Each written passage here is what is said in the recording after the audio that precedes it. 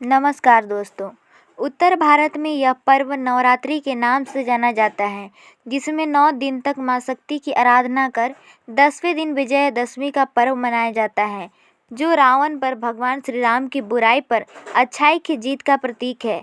उत्तर भारत में जहां इस दौरान रामलीला का मंचन हो रहा होता है, वहीं पश्चिम बंगाल और त्रिपुरा जैसे राज्यों में दृश्य परिवर्तन हो जाता है। यहाँ भी इस उत्सव को बुराई पर अच्छाई के रूप में ही मनाते हैं, लेकिन यहाँ पर मुख्य रूप से माँ दुर्गा से जुड़ा हुआ है।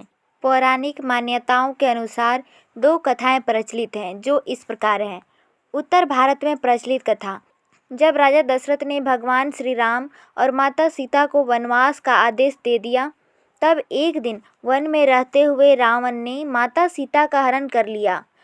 रावण को उसके अपराध का दंड देने के लिए माता सीता को वापस लाने के लिए राम भगवान ने रावण पर आक्रमण किया। श्री राम और रावण में कई दिनों तक युद्ध चलता रहा।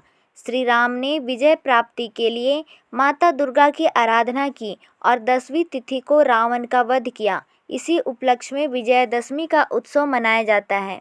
पश्चिम बंगाल और त्रिपुरा जैसे राज्यों में प्रचलित कथा। वहीं दूसरी ओर पश्चिम बंगाल जैसे राज्यों में जो कथा प्रचलित है, वह है माँ दुर्गा से जुड़ी हुई। एक बार महिषासुर ने तपस्या करके ब्रह्मा जी को प्रसन्न किया। ब्रह्मा जी ने प्रकट होकर महिषासुर को वरदान मांगने के लिए कहा। तब महिषासुर ने अमर होने का वरदान मांगा। इस पर ब्रह्मा जी ने जवाब दिया कि जो इस संसार में आया है, उसकी मृत्यु भी अवश्य होगी, इसलिए चाहो तो कोई दूसरा वरदान मांग सकते हो। तब महिषासुर ने बहुत सोचा और कहा, मुझे यह वरदान दीजिए कि मेरी मृत्यु केवल एक स्त्री के हाथ से हो। तब ब्रह्मा जी तथास्तु कहकर अंतर्ध्यान हो गए। महिषासुर सोचने लगा कि एक स्त्री भला मेरा क्या बिगाड़ सकती है, अब तो मैं अमर हो गया। उसने सारे देवताओं को अधिकारहीन और पराजित करके स्वर्ग से निकाल दिया। सभी देवता एकत्रित होकर भगवान विष्णु और भगवान शिव के पास गए। महिषासुर की ऐसी करतूत सुनकर उन दोनों ने बड़ा क्रोध प्रकट किया। तब उनके शरीर से एक तेज निकला। सभी देवताओं के भीतर से जो शक्तियां निकली, उसने एक स्त्री का रूप धारण कर लिया, जिसे दुर्गा कहा गया। महिषासुर और माता दुर्गा में घोर संग्राम छिड़ गया। यह 10 दिनों तक चला और 10वीं तिथि को माता दुर्गा ने महिषासुर का वध कर दिया और महिषासुर मर्दिनी कहलाए।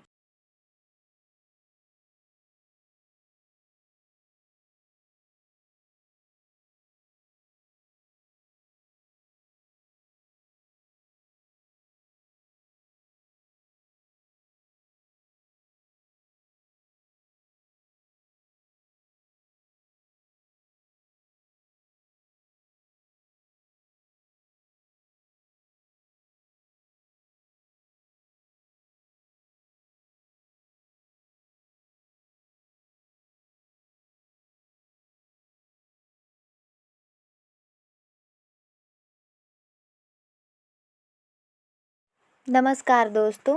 माँ दुर्गा की यह 7वीं शक्ति कालरात्रि के नाम से जानी जाती है, अर्थात जिनके शरीर का रंग घने अंधकार की तरह एकदम काला है। नाम से ही जाहिर है कि इनका रूप भयानक है। सिर के बाल बिखरे हुए हैं और गले में विद्युत की तरह चमकने वाली माला है। अंधकारमय स्थितियों का विनाश करने वाली शक्ति है कालरात्रि। काल से भी रक्षा करने वाली यह शक्ति है। इस देवी के 3 नेत्र हैं। ये तीनों नेत्र ही ब्रह्मांड के समान गोल हैं।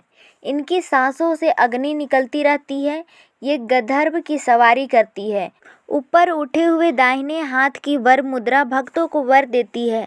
दाहिनी तरफ का नीचे वाला हाथ अभय मुद्रा में है, यानी भक्तों हमेशा निडर निर्भय रहो। बाईं तरफ के ऊपर वाले हाथ में लोहे का कांटा तथा नीचे वाले हाथ में खड्ग है। इनका रूप भले ही भयंकर हो, लेकिन यह सदैव शुभ फल देने वाली माँ है, इसलिए ये शुभंकरी कहलाई, अर्थात इनके भक्तों को किसी भी प्रकार से भयभीत या आतंकित होने की कतई आवश्यकता नहीं। उनके साक्षात्कार से भक्त पुण्य का भागी बनता है। कालरात्रि की उपासना करने से ब्रह्मांड की सारी सिद्धियों के दरवाजे खुलने लगते हैं और तमाम आसुरी शक्तियों उनके नाम के उच्चारण से ही भयभीत होकर दूर भागने लगते हैं। इसलिए दानव, दैत्य, राक्षस और भूत प्रेत उनके स्मरण से ही भाग जाते हैं। यह ग्रह बाधाओं को दूर करती हैं और अग्नि, जल, जंतु, शत्रु और रात्रि भय दूर हो जाते हैं। इनकी कृपा से भक्त हर तरह के भय से मुक्त हो जाता है।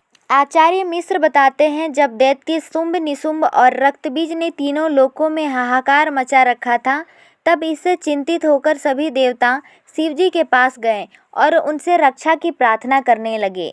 भगवान शिव ने माता पार्वती से राक्षसों का वध कर अपने भक्तों की रक्षा करने को कहा। शिवजी की बात मानकर माता पार्वती ने दुर्गा का रूप धारण किया और शुंभ निशुंभ का वध कर दिया।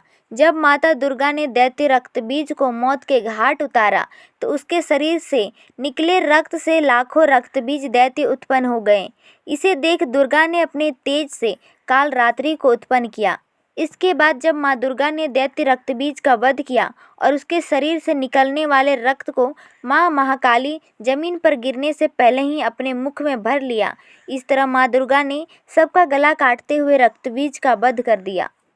तो ये थी माता कालरात्रि की कथा। वीडियो को पूरा देखने के लिए धन्यवाद। कृपया हमारे चैनल को सब्सक्राइब कर दें और कमेंट में जय माता दी जरूर लिखें। धन्यवाद।